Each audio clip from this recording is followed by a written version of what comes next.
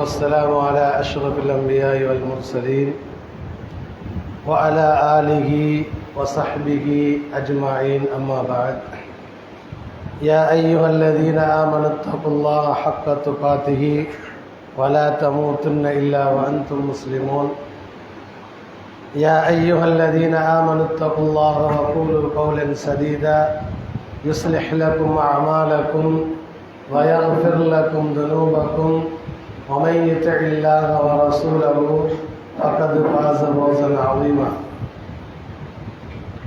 எல்லா புகழும் இந்த உலகத்தை படைத்து பரிபாலிக்கக்கூடிய எல்லாம் வல்ல அல்லாஹ் சுப்ஹானஹு வ தஆலா குறித்தாங்க. அல்ஹம்துலில்லாஹ். ஸலவாத்தும் ஸலாமும் எங்கள் நாயகம் ஸல்லல்லாஹு அலைஹி வஸல்லம் அன்னவர்கள் மீதிலும் அவர்களின் வழிமுறைகளை பின்பற்றி வாழ்ந்த சஹாபாக்கள் நல்லவர்கள் நம் அனைவர் மீதும் உண்டாவதாக என்று ஆரம்பமாக பிரார்த்தித்தவனாக புனிதமான ஜுமாவின் கடமையை நிறைவேற்றுவதற்காக வேண்டி அல்லாஹின் இல்லமாகிய பள்ளி வாயிலில் அமர்ந்திருக்கக்கூடிய அல்லாஹ்வின் நல்லடியார்களே, அன்புக்குரிய இஸ்லாமிய சகோதரர்களே, அல்லாஹ் சுப்ஹானஹு வ தஆலா எவைகளை எடுத்து நடக்குமாறு எங்களுக்கு கட்டளையிட்டிருக்கின்றானோ அவற்றை எங்களுடைய வாழ்க்கையில் எடுத்து நடக்குமாறும் எவற்றை விட்டும் தவிர்ந்து கொள்ளுமாறு அவன் எங்களை தடுத்திருக்கின்றானோ அவற்றை முற்றாக தவிர்ந்து கொள்ளுமாறு முதலில் எனக்கும் இரண்டாவதாக உங்களுக்கும் வசியத்தனும் நல்ல உபதேசம் செய்கின்றேன்.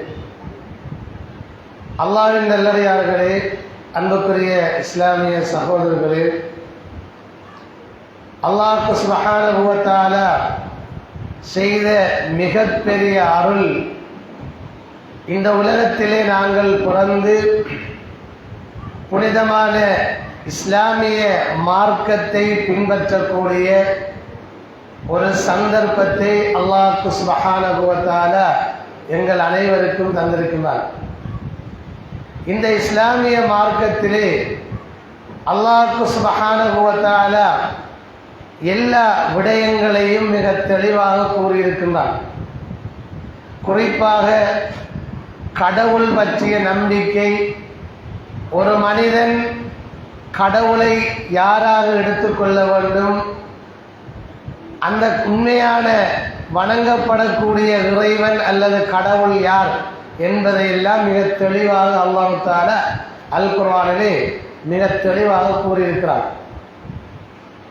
இதற்கிடையிலே முந்தைய பல சமூகத்திற்கு நபிமார்களாக அனுப்பப்பட்ட பல நபிமார்களை அந்த சமூகம் கடவுளாகவும் அல்லாஹ்வுடைய பிள்ளைகள் குமாரர்கள் என்று இன்று வரைக்கும் அழைத்து கொண்டிருப்பதை பார்க்கின்றோம். எனவேதான் இன்றைய ஹுத்பாவினுடைய தலைப்பாக அல்லாஹ்வுக்கு பிள்ளைகளா என்ற தலைப்பில் சில விடயங்களை தெளிவுபடுத்தலாம் நினைக்கின்றேன்.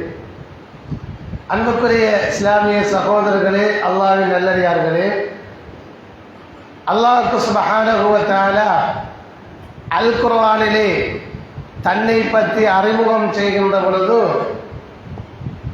நபியே நீங்கள் கூறுவீராக, குல் ஹுவல்லாஹு அஹத், நபியே இந்த உலகத்தை படைத்து அதனை பராமரித்து இந்த உலகத்தை ஆட்சி செய்யக்கூடியவன் அல்லாஹ் மாத்திரம்தான்.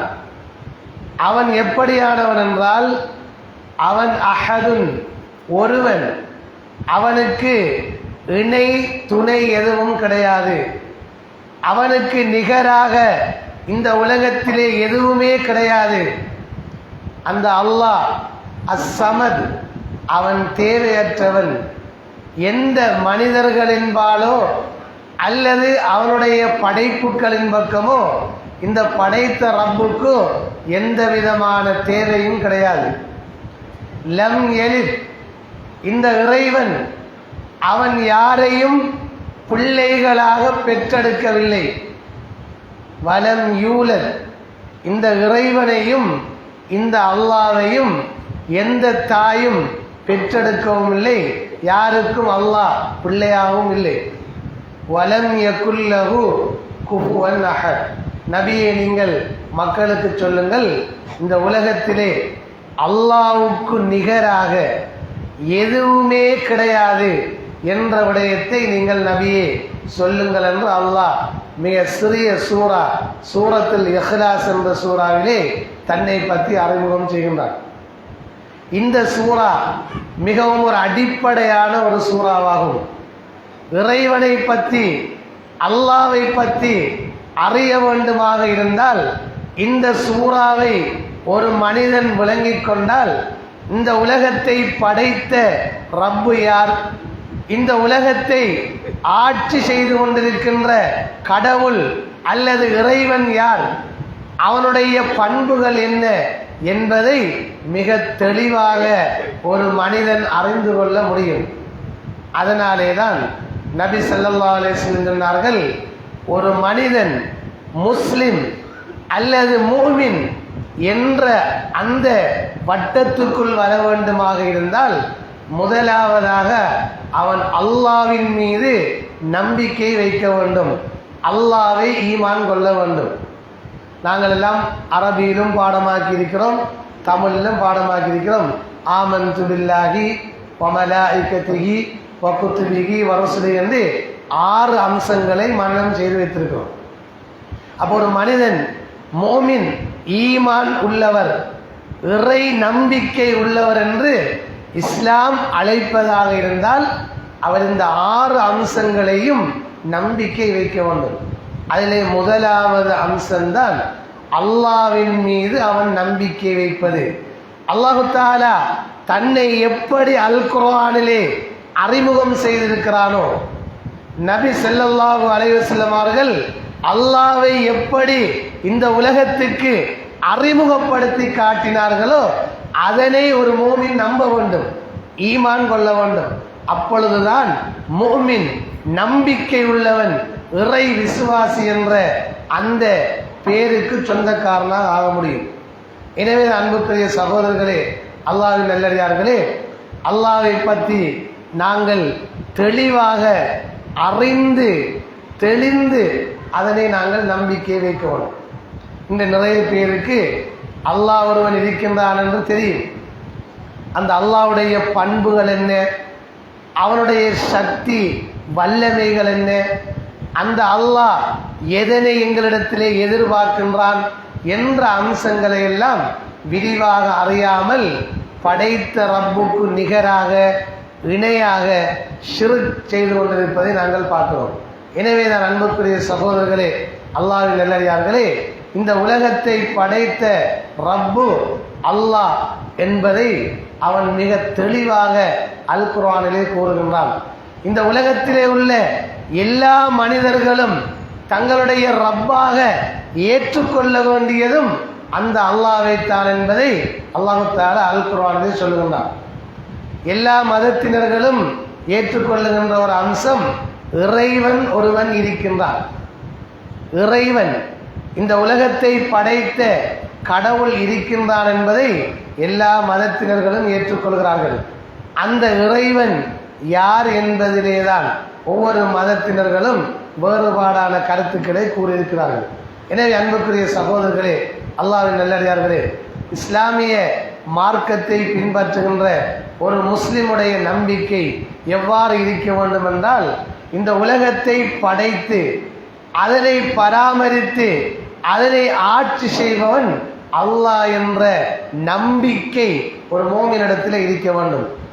அந்த அல்லாஹ் எந்த தேவையும் இல்லாதவன், யாராலும் அவன் பெறப்படவும் இல்லை, யாரையும் அவன் மனைவியாகவோ பிள்ளைகளாகவோ அல்லாஹ் தஆலா எடுத்துக்கொள்ளவும் இல்லை.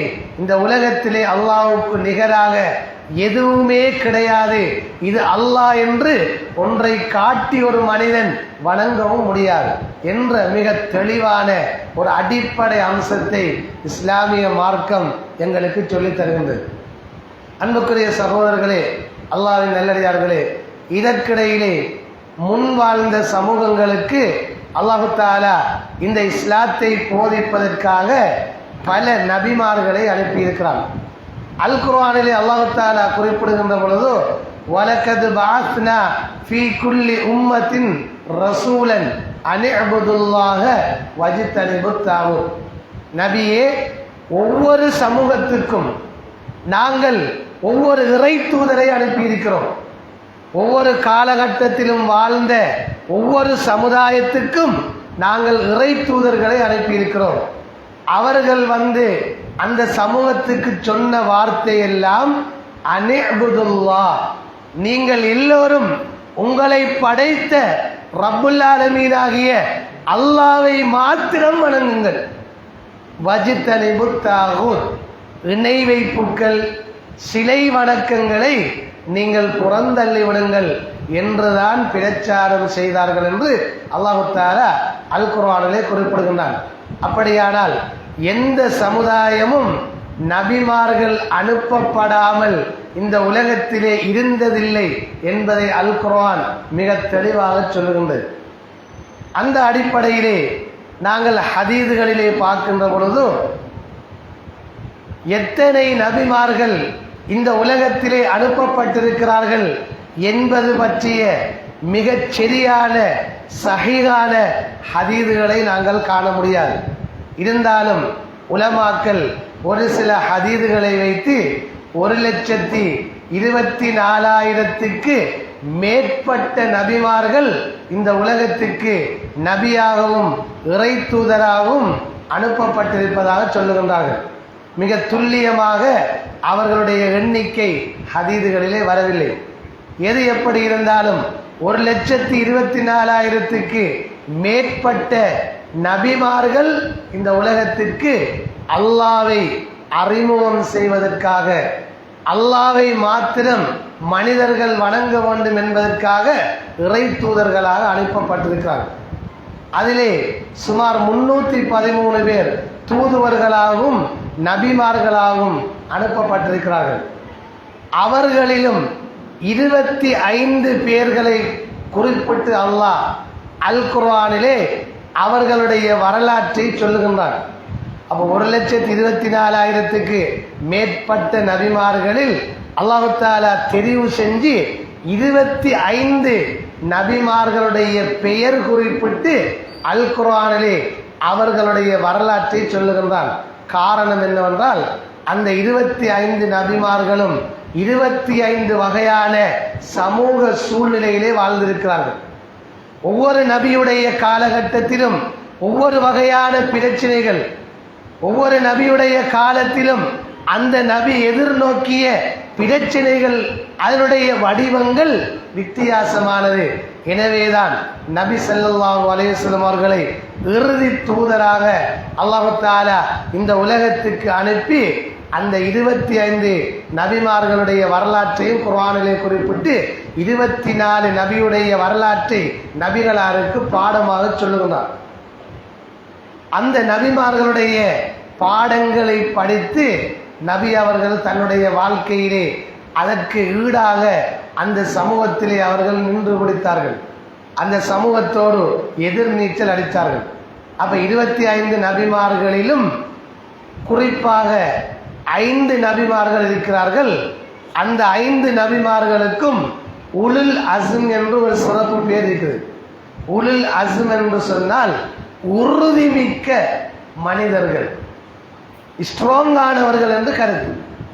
ஏன் அந்த 5 நபிமார்களுக்கும் உலுல் அஸ்ம் என்ற பெயர் வந்ததென்றால், அந்த 5 நபிமார்களுடைய வரலாற்றையும் படித்தால் மிக கடினமான கஷ்டமான ஒரு சமூகத்தோடு போராடி வெற்றி கண்ட நபிமார்கள். அந்த 5 பேரிலே முதலாவது நபி நூஹ் அலைஹிஸ்ஸலாம் அவர்கள். அவர்களுடைய காலத்திலே தான் இணை வைப்பு முதலாக ஆரம்பிக்கின்றது. அதுவரைக்கும் இந்த உலகத்திலே அல்லாஹ்வை மாத்திரம்தான் மனிதர்கள் வணங்கிக் கொண்டிருந்தார்கள். நபி நூஹ் அலைஹிஸ்ஸலாம் அவர்கள் நபியாக அனுப்பப்படுகின்ற அந்த காலகட்டத்திலே தான் மனிதர்கள் நல்ல மனிதர்களுடைய உருவச் சிலைகளை செய்து அதனை மதிப்புக்காக மரியாதைக்காக கொழுகி வைத்து அதனை சிறிய சிறிய வடிவிலே செய்து அதனை கடவுள் என்று வணங்க ஆரம்பிக்கிறார். இப்பொழுதுதான் அல்லாஹ் தஆலா நபி நூஹ் அலைஹிஸ்ஸலாம் அவர்களை அனுப்புகின்றான். அந்த நபி மிக கடுமையாக போராடுகின்றார்கள். எந்த அளவுக்கு என்றால் அந்த நபியை அவருடைய மனைவி பிள்ளைகள் கூட நபியாக ஏற்றுக்கொள்ளவில்லை. அப்போ எப்படியான சூழல்? உதாரணமா நாம சொல்ற ஒரு விடயத்தை நம்முட மனைவி கேட்காட்டி, நம்முட பிள்ளை கேட்காட்டி, நாம் இந்த மிம்பரில் சென்னமண்டா பார்த்துட்டு இருக்கிறாள் கேட்பாரு, முதல்ல உங்களோட கொஞ்சாதியை திருத்துங்க, உங்களோட பிள்ளையை திருத்துங்க, இதை விட்டு போட்டு எங்களை திருத்த வாரீங்களா கேட்பாளா இல்லையா? இப்படியான கடுமையான ஒரு நெருக்குவாரம் அல்லது கஷ்டத்தை அந்த நபி அனுபவிச்சாங்க. சொந்த மகன் வாப்பாவை நபியா ஏற்றுக்கொள்ள, சொந்த மனைவி ஏற்றுக்கொள்ளல, நிராகரிக்கிறாங்க. ரொம்ப கஷ்டத்தோடு அந்த நபி அந்த சமூகத்தில் வேலை செய்கிறாங்க. ரெண்டாவது இப்ராஹிம் அலைஹிஸ்ஸலாம், அவருடைய வரலாறு எங்களுக்கு எல்லாருக்குமே தெரியும், சொல்ல தேவை. கடைசி நிமிடம் வரைக்கும் அல்லாஹ்வுக்காக வாழ்ந்து அல்லாஹ்வுக்காக மரணித்த ஒரு நபி. மனைவி, பிள்ளை, தன்னுடைய உயிர், வீடு, வாசல், குடும்பம் எல்லாவற்றையும் இறைவனுக்காக துறந்த நபி இப்ராஹிம் அலைஹிஸ்ஸலாம். கடுமையாக சோதிக்கப்பட்ட நபி. மூன்றாவது மூசா அலைஹிஸ்ஸலாம், எங்களுக்கு தெரியும் ஃபிரௌனுடைய ஆட்சியிலே மிக கடுமையான துன்பங்களை எதிர்கொண்ட நபி. நான்காவது நபி ஈசா அலைஹிஸ்ஸலாத்து வஸ்ஸலாம். அவர்கள் மிக கடுமையான சோதனைக்குட்படுத்தப்பட்டார்கள். அவர்களை அல்லாஹ் அற்புதமாக படைக்கிறான். அது சம்பந்தமான விஷயத்தை கொஞ்சம் பின்னால சொல்றேன். அதனால் அவங்க கடுமையான சோதனை, வாப்பா இல்லாமல் பிறந்ததுனால அவங்களோட நிலைமை எப்படி இருந்திருக்கும்னு யோசிப்பாங்க. அப்படியான சோதனை அவங்களுக்கு. ஐந்தாவது முஹம்மது நபி ஸல்லல்லாஹு அலைஹி வஸல்லம், எங்களுடைய இறுதி தூதரர்கள், அவர்களும் மிக கடுமையாக கஷ்டங்களை அனுபவித்தது. இந்த 5 பேரையும் உலுல் அஸ்ம், உறுதிமிக்க நபிமார்கள் என்று அழைக்கப்படுகிறது. இப்படியாக இந்த நபிமார்கள் எல்லாம் இந்த உலகத்துக்கு வந்து அவர்கள் சொன்ன செய்தி என்னவென்றால், நீங்கள் அல்லாஹ்வை மாத்திரம் ரப்பாக, கடவுளாக எடுத்து வணங்கிக் கொள்ளுங்கள், அல்லாஹ் அல்லாதவற்றை நீங்கள் இறைவனாக எடுத்துக்கொள்ளாதீர்கள் என்றுதான் அந்த நபிமார்கள் பிரச்சாரம் செய்தார். ஆனால் என்ன ஆச்சரியம் என்றால், சில சமூகத்திலே இருந்த நபிமார்களையே அந்த சமூகம் கடவுளாக மாற்றிக்கொண்டு சில நபிமார்களை அல்லாஹ்வுடைய பிள்ளைகள் என்று எடுத்துக்கொண்டார்கள். அதிலே யூதர்கள், பனு இஸ்ரவேலர்கள் உஸைர் என்று சொல்லக்கூடிய ஒருவரை அல்லாஹ்வுடைய குமாரர், அல்லாஹ்வுடைய பிள்ளை என்று சொல்ல ஆரம்பித்தார்கள். அவருடைய வரலாறு மிக பெரியது.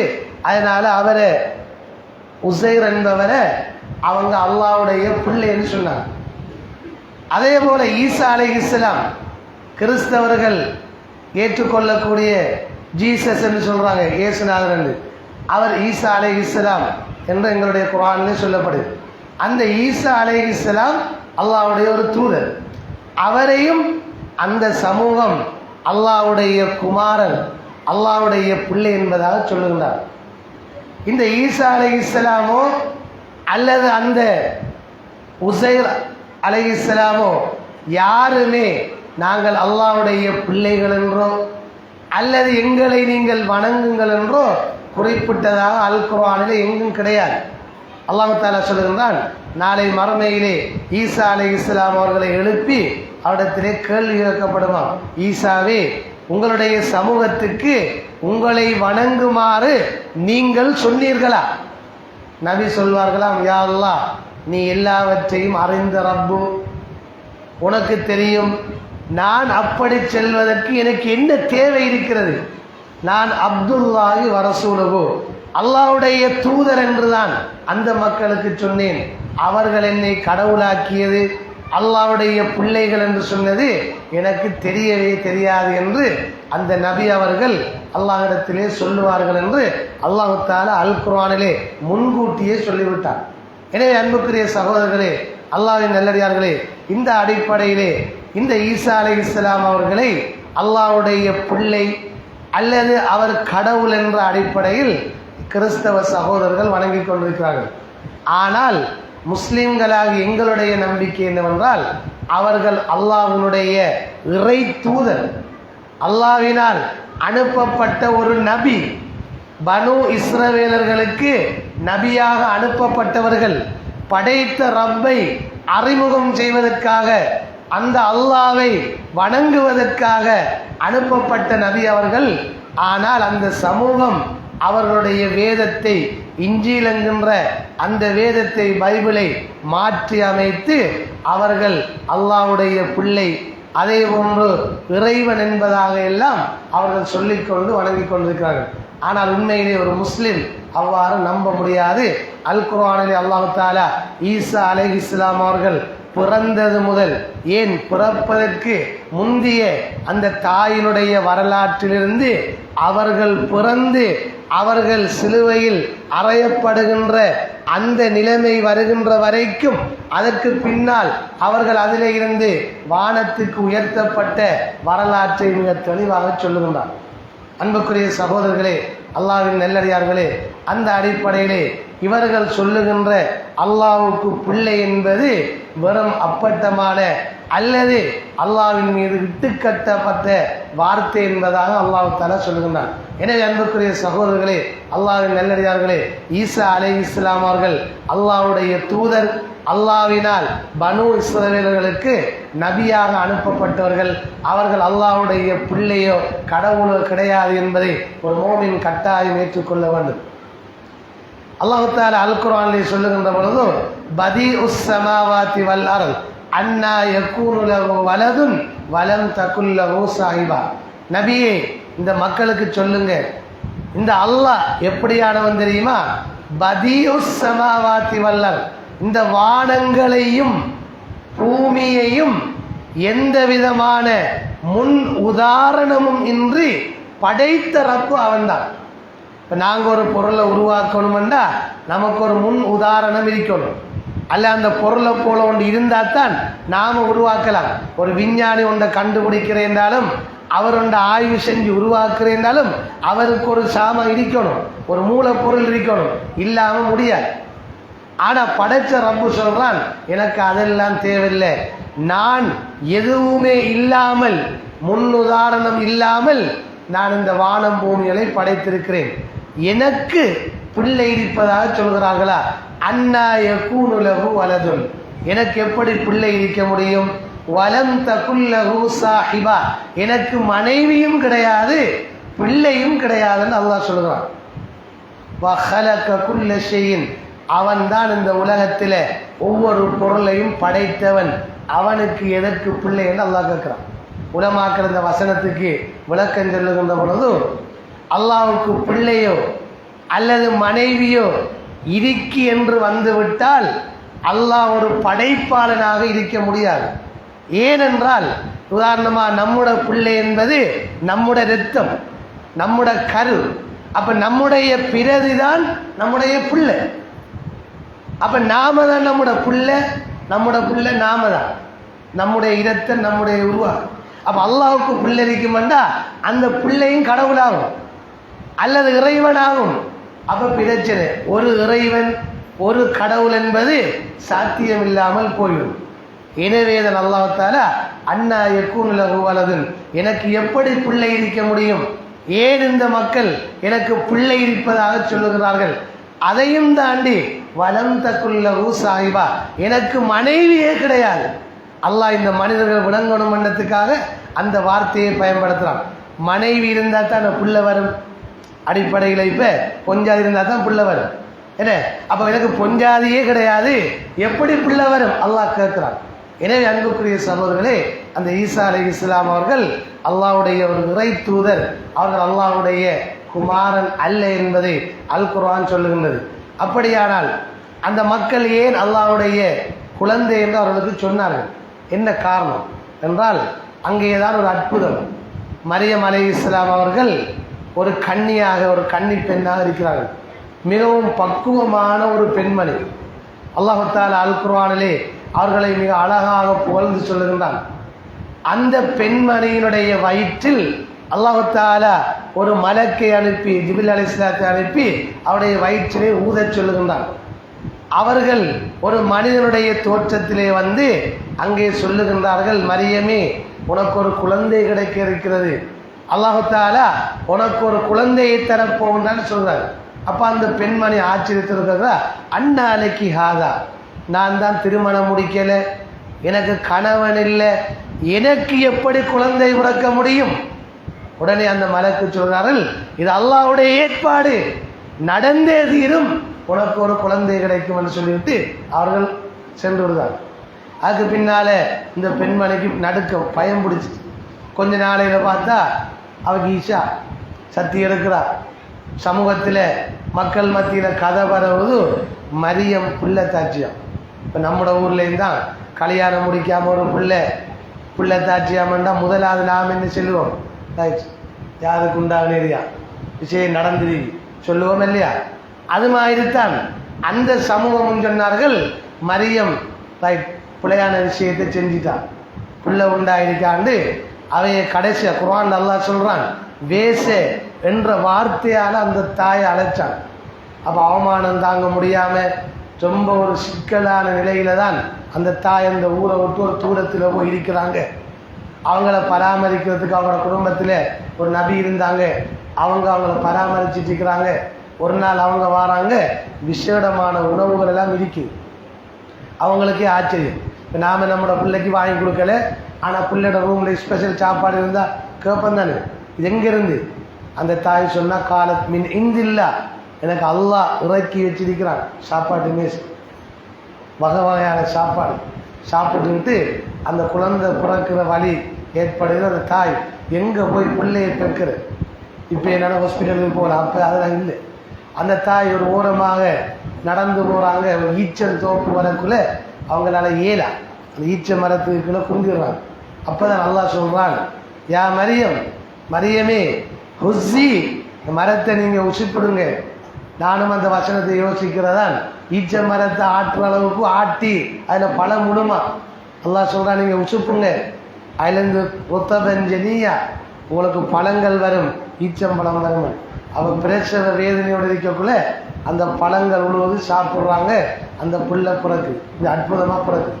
பிள்ளையை பெற்றெடுத்துட்டு அந்த தாய் ஊருக்குள்ளே வரக்குள்ளே தான் மக்கள் எல்லாம் பேசிக்கொள்கிறாங்க, இந்த மரியம் தனியாக போய் ரெண்டாக வந்திருக்கான், பிள்ளையோட வந்திருக்கான், இதை வச்சாருன்னு சொல்லி மக்கள் எல்லாம் சொன்ன உடனே அந்த தாய் ரொம்ப கவலையோட சொல்கிறாங்க, இந்த பிள்ளைகிட்டே நீங்கள் கேளுங்க, யார் இந்த பிள்ளைன்னு கேளுங்க. உடன் அல்லாஹ் தஆலா அற்புதமாக அந்த பிள்ளையை பேச வைக்கிறான். சூரா மரியம்ல அழகா நீங்கள் இந்த சம்பவத்தை வாசித்து பார்க்கலாம். அந்த பிள்ளை சொல்லுது, ஈசா அலைஹிஸ்ஸலாம், கால இன்னி அப்துல்லா, நான் அல்லாஹ்வினால் அனுப்பப்பட்ட ஒரு அடியான், இறை தூதர். கால இன்னி அப்துல்லா வ ஆத்தானியல் கிதாப், அல்லாஹ் தஆலா எனக்கு வேதத்தை தந்திருக்கிறான். குழந்தை பிள்ளைக்கு அப்போ எங்கள் வேதம் கொடுத்து நடக்க போகிறத சொல்கிறா, எனக்கு அல்லாஹ் வேதத்தை தந்திருக்கிறான். வஜஅலனி நபியா, என்ன இறை தூதராகவும் அல்லாஹ் ஆக்க போகிறான்னு சொன்ன உடனே அந்த சமூகம் ஆச்சரியப்பட்டுச்சு. இது ஒரு அற்புதம் தானே. புள்ள பிறந்த உடனே இப்படி தெளிவாக பேசினா அது ஒரு வித்தியாசம். 2 வயசுனா அற்புதம் இல்லை, பிறந்த புள்ள உப்பா பிறந்ததுக்கு பேசுது. அப்போ மக்கள் எல்லாம் அதையை நம்பினாங்க. கொஞ்சம் பேர், மற்றவங்க சொன்னாங்க இல்லை அவள் பிழையான விஷயத்தை தான் செஞ்சிருக்கான். இப்படி அந்த குழந்தை ஈசா அலைஹிஸ்ஸலாம் அவர்கள் அல்லாஹ்வுடைய அற்புதமான குழந்தையாக இந்த உலகத்திலே படைக்கப்பட்டதனால தான் அந்த சமூகம் அவரை அல்லாஹ்வுடைய மகன், அல்லாஹ்வுடைய பிள்ளை என்று சொன்னாங்க. இந்த குர்ஆனில் சில வசனங்கள் வருகிறது, அதை வச்சு அந்த வார்த்தை பிரயோகங்களை வச்சும் அவங்க சொன்னாங்க. அல்லாஹ் அதை சொல்கிறான், அதுக்கு நமக்கு நேரம் காணாது விளங்கப்படுது. எனவே அன்புக்குரிய சகோதரர்களே, இதுதான் அந்த மக்கள் ஈசா அலைஹிஸ்ஸலாம் அவர்களை அல்லாஹ்வுடைய பிள்ளை, குமாரர் என்று சொல்வதற்கான காரணம். உண்மையிலேயே இது அல்லாஹ்வுடைய பிள்ளை இல்லை, நபிங்கிறத சிம்பிளா விளங்கிட்டு போலாம். அல்லாஹ் தஆலா ஈசா அலைஹிஸ்ஸலாத்தை உம்மாவை வச்சு படைச்சான், தாயிற்கு தந்தை இல்லை. ஆதம் அலைஹிஸ்ஸலாத்துக்கு தாயும் இல்லை தந்தையும் இல்லை. அல்லாஹ் உருவாக்குனால இல்லையா, தன்னுடைய கையால் களிமண்ணால் அல்லாஹ் உருவாக்கிற ஒரு அற்புதமான நபி தான் நபி ஆதம் அலைஹிஸ்ஸலாம். அப்போ ஆதம் அலைஹிஸ்ஸலாம் ஈசா அலைஹிஸ்ஸலாத்தை பார்க்கக்குள்ள அற்புதம் கூடியவர்கள். ஏனென்றா உம்மாவும் இல்லை பாப்பாவும் இல்லை. ஈசா அலைஹிஸ்ஸலாத்துக்காவது உம்மா இருக்கு, பாப்பா தான் இல்லை. ஹவ்வா அலைஹிஸ்ஸலாத்துக்கு ரெண்டும் இல்லை தான். அவங்க நபி ஆதம் அலைஹிஸ்ஸலாத்தினுடைய விலா எலும்பிலிருந்து படைக்கப்பட்டாங்க. எனவே அன்புக்குரிய சகோதரர்களே, அல்லாஹ்வின் நல்லடியார்களே, ஈசா அலைஹிஸ்ஸலாம் அவர்கள் அல்லாஹ்வுடைய ஒரு இறை தூதர் என்பதை அல் குர்ஆன் சொல்லுகின்றது. நாங்களும் அந்த நபிமார்களை அறிந்து கொள்ள வேண்டும். நபிமார்களை பற்றி நாங்கள் ஈமான் கொள்வது எங்களுடைய ஈமானுடைய 6 அம்சங்களில் 3வது. ஆமன்து பில்லாஹி வ மலாயிகத்திஹி வ குதுபிஹி வ ருசுலிஹி 4வது அம்சம். 4வது அம்சம் நபிமார்களை பற்றி ஒவ்வொரு மனிதனும் ஈமான் கொள்ள வேண்டும், நம்பிக்கை கொள்ள வேண்டும், அல்லாஹ்வுடைய இறை தூதர் என்று ஏற்றுக்கொள்ள வேண்டும். அப்பொழுதுதான் நாங்கள் முஸ்லீமாக இருக்கிறோம். எனவே அன்புக்குரிய சகோதரர்களே, அல்லாஹ்வின் நல்லடியார்களே, ஏன் இந்த தலைப்பிலே நான் ஓதுகின்றேன் என்றால், இப்பொழுது இன்னும் ஒரு சில வாரங்களிலே கிறிஸ்துமஸ் நிகழ்வுகள் வர இருக்கிறது. அந்த சகோதரருடைய நம்பிக்கை பிரகாரம் ஈசா அலைஹிஸ்ஸலாம் அவர்கள் அல்லாஹ்வுடைய குமாரர், பிள்ளை. அதையும் தாண்டி அல்லாஹ்வுடைய அந்தஸ்திலே வைத்து அவர்களை கடவுளாக பார்க்கிறார்கள். அதற்கான அவர்கள் பிறந்ததற்கான ஒரு தினமாகத்தான் அந்த கிறிஸ்தவ சகோதரர்கள் அந்த நிகழ்வை அவர்களுடைய சமயத்தின் அடிப்படையில் அவர்களுடைய நம்பிக்கைப்படி அதனை செய்கிறார்கள். ஆனால் ஒரு முஸ்லிமாக இருக்கின்ற நாங்கள் அந்த விடயங்களை அறிந்திருக்க வேண்டும். அப்பொழுதுதான் என்ன வேறுபாடு என்பதை நாங்கள் புரிந்து கொள்ள முடியும் என்பதற்காகத்தான் இந்த விடயங்களை நான் இப்பொழுது சொல்லுகின்றேன். எனவே அன்புக்குரிய சகோதரர்களே, அல்லாஹ்வின் நல்லடியார்களே, அல்லாஹ் தஆலா இந்த உலகத்திலே பல நபிமார்களை அனுப்பியிருக்கிறான். அதிலே எந்த நபியும் அல்லாஹ்வுடைய பிள்ளையோ குமாரனோ இல்லை, அல்லாஹ்வுக்கு நிகராக எதுவுமே இல்லை என்ற அந்த அடிப்படையான ஈமான் எங்களுடைய உள்ளத்திலே இருக்க வேண்டும் என்பதுதான் என்னுடைய ஹுத்பாவினுடைய சாராம்சமாக இருக்கின்றது. என எல்லாம் வல்ல அல்லாஹ் தஆலா அந்த அல்லாஹ்வை முழுமையாக ஏற்று எங்களுடைய வாழ்க்கையை நடப்பதற்கு எனக்கும் உங்களுக்கும் அருள் புரிவானாக. ஆமீன். வ ஆகிரு தஅவானா அனில் ஹம்துலில்லாஹி ரப்பில் ஆலமீன். அல்ஹம்துலில்லாஹி ரப்பில் ஆலமீன். வஸ்ஸலாத்து வஸ்ஸலாமு அலா அஷ்ரஃபில் அன்பியாஇ வல் முர்ஸலீன் வ அலா ஆலிஹி வ ஸஹ்பிஹி அஜ்மஈன். அம்மா பஅத். அன்புக்குரிய இஸ்லாமிய சகோதரர்களே, அல்லாஹ்வின் நல்லடியார்களே, இப்பொழுது அதிகமான சகோதரர்கள் கேட்கின்ற ஒரு கேள்விதான், ஏனைய மத சகோதரர்களுடைய பல நிகழ்வுகள் நடக்கின்றது, அவர்களுடைய கொண்டாட்டங்கள் இடம்பெறுகின்றது, அவைகளிலே நாங்கள் கலந்து கொள்வது இஸ்லாத்தினுடைய பார்வையில் எப்படி, அல்லது அதற்கு நாங்கள் பங்களிப்பு செய்வது அவைகள் கூடுமா என்று பல சகோதரர்கள் கேட்கின்றனர். உண்மையிலே அன்புக்குரிய சகோதரர்களே, ஏனைய மத சகோதரர்களுடைய அனுஷ்டானங்கள் அல்லது அவர்களுடைய நிகழ்வுகளை பொறுத்தவரை அது 2 வகையாக இருக்கின்றது. ஒன்று, அவர்களுடைய மத நம்பிக்கையோடு இறை கடவுள் கொள்கையோடு நேரடியாக தொடர்புபட்ட பல விழாக்கள், பல கொண்டாட்டங்கள் இருக்கின்றது. அந்த கொண்டாட்டங்களை பொறுத்தவரை அவைகளில் ஒரு முஸ்லிம் கலந்து கொள்வது என்பது இஸ்லாம் அனுமதிக்கவில்லை. அவைகளுக்கான எங்களுடைய பங்களிப்பாக நாங்கள் ஒன்றை கொடுப்பது என்பதும் இஸ்லாத்திலே அனுமதிக்கப்பட்ட ஒன்றல்ல. ஏனென்றால் அது இணை வைப்புக்கு நாங்கள் உதவி செய்வதாக அமையும். எனவேதான் நாங்கள் அந்த சகோதரருடைய நிகழ்வுகள் எல்லாம் தவறானதோ எல்லாம் சரியானதோ அல்ல. அதிலே அவருடைய மத அனுஷ்டானங்களின்படி அவர்களுடைய நம்பிக்கைப்படி பல விடயங்கள் எங்களுடைய நம்பிக்கைக்கு அது மாற்றமானது. அவ்வாறு இருக்கின்ற பொழுது அந்த நிகழ்வுகளில் நேரடியாக நாங்கள் பங்கெடுப்பது, அவைகளிலே உதவியாக அமைவதெல்லாம் இஸ்லாமிய மார்க்கத்தை பொறுத்தவரை அவைகள் தடுக்கப்பட்டிருக்கின்றன. எனவே இந்த விடயத்திலே நாங்கள் கவனமாக நடந்து கொள்ள வேண்டும். ஏனென்றால் மத நல்லிணக்கம் என்பது இணை வைப்புக்கு இட்டு செல்லுகின்ற ஒரு அம்சமாக அமைந்துவிடக்கூடாது. எனவே அன்புக்குரியவர்களே, ஆனால் அந்த சகோதரர்களிடத்திலே சில விடயங்களை நாங்கள் சொன்னால் அவர்கள் புரிந்து கொள்வார்கள். சில அலுவலகங்களிலே வேலை செய்கின்ற சகோதரர்களுக்கு தெரியும், பல நிகழ்வுகள் அங்கே நடைபெறும். ஆனால் முஸ்லிம் சகோதரத்திலே அவர்கள் ஒரு பொழுதும் வற்புறுத்தியது கிடையாது. அதிலே கலந்து கொள்ளுங்கள் அல்லது அதிலே பங்களிப்பு செய்யுங்கள். அவர்களுக்கும் தெரியும் இது எங்களுடைய மத அனுஷ்டானம், இதை நாங்கள் செய்கிறோம். நாங்கள் எப்படி இன்றைக்கு ஜும்மாக்கு தொலை வந்தோமோ நாம் எப்படி நீங்கள் ஜும்மாக்கு தொலை வாங்க என்று அவங்கள கூப்பிடுற இல்லையோ அது மாதிரி அவங்களுடைய அனுஷ்டானம் அவங்களுக்கு தெரியும். அவர்கள் அதனை வற்புறுத்தவும் மாட்டார்கள், சொல்லவும் மாட்டார்கள். ஆனால் சில சகோதரர்கள் அவர்கள் ஒரு நல்லெண்ணத்தை உண்டாக்கணும் என்பதற்காக அவர்களாக சிலதிலே முன்வந்து சில அனுஷ்டானங்களிலே கலந்து கொள்வோர்கள் இருக்கின்றார்கள். சில நேரம் அவர்கள் தெரியாமல் செய்தால் அது வேறு விடயம், அவர்கள் தௌபா செய்து கொள்ள வேண்டும். ஆனால் ஒரு முஸ்லிம் அவைகளை தெரிந்து கொண்டு அந்த மத நிகழ்வுகளிலே விழாக்களிலே பங்கெடுப்பதானது நாங்களும் அவர்களுடைய அந்த நம்பிக்கையை ஏற்றுக்கொள்வதற்கு சமமானதுதான்.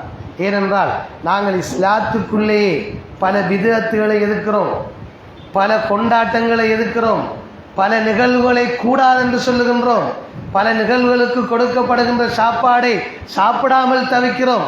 காரணம் அது இணை வைப்போடு தொடர்படுகின்றது என்ற காரணத்தினால் தவிர்த்து கொள்கிறோம். என்றால் ஏனைய மத சகோதரர்களுடைய நிகழ்வுகளிலும் அப்படியான விடயங்கள் சில விடயங்களிலே கலந்திருக்கின்றது. அவர்கள் அல்லாஹ்வுடைய குமாரர், அல்லாஹ் அல்லது கடவுள் என்று நம்பி அதற்காக ஒன்றை செய்கின்ற பொழுது, அந்த அவருடைய கடவுளுக்காக ஒன்றை படைக்கின்ற பொழுது அவைகளை நாங்கள் உண்ணுவது, அவைகளை பரிமாறுவது, அதற்கு நாங்கள் உதவியாக அமைவது என்பது எங்களுடைய இஸ்லாமிய மார்க்கத்திலே அது அனுமதிக்கப்படாத விடயம் என்பதை நாங்கள் புரிந்து கொள்ள வேண்டும். எனவே அன்புக்குரிய சகோதரர்களே, அல்லாஹ்வின் நல்லடியார்களே, இஸ்லாமிய மார்க்கம் மிக தெளிவானது. அதனை நாங்கள் தெளிவாக படித்து எங்களுடைய வாழ்க்கையிலே பின்பற்றுவதற்கு எல்லாம் வல்ல அல்லாஹ் எம் அனைவருக்கும் அருள் புரிவானாக. ஆமீன். வாஹிரு தஅவானா அனில் ஹம்துலில்லாஹி ரப்பில் ஆலமீன். இன்னல்லாஹ யஅமுரு பில் அத்லி வல் இஹ்சான் வ ஈதாஇ தில் குர்பா வ யன்ஹா அனில் ஃபஹ்ஷாஇ வல் முன்கர் والبغي يعظكم لعلكم تذكرون اذكروا الله العظيم الجبار يذكركم واشكروا يزدكم ويهديكم ولذكر الله أكبر والله يعلم ما تصنعون. أقيموا الصلاة.